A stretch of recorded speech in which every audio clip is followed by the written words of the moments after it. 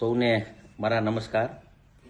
અત્યારે જે વિધાનસભા ચાલુ છે અને વિધાનસભામાં ઘણા બધા પણ વિસ્તારના મારા ભાઈઓ અને બહેનો જોવા આવ્યા અને મને પણ અતિ આનંદ થયો કે વર્ષોથી આ જે પ્રેમ મળ્યો છે એ પ્રેમ ટકાવવા માટે પ્રજા સાથે રહીને કરવાનું હોય. બીજું 3 દિવસ 4 દિવસ રજામાં આખું પ્લાનિંગ કરીને આવતી 26 તારીખે રાજ્યના મુખ્યમંત્રી આવે અને કાર્યક્રમ છે એટલે એના માટે પણ તૈયારી કરી.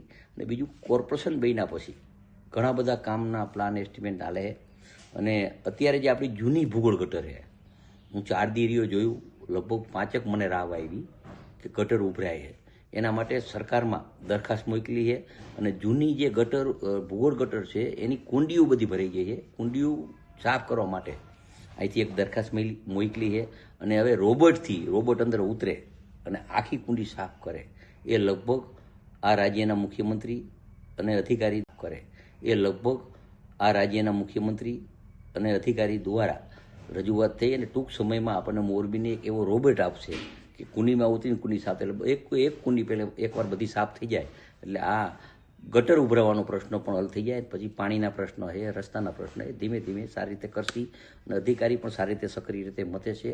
એમને પણ આપણે સપોર્ટ આપી અને સારી રીતે મોરબી બને એના આપણે પ્રયત્ન કરીએ.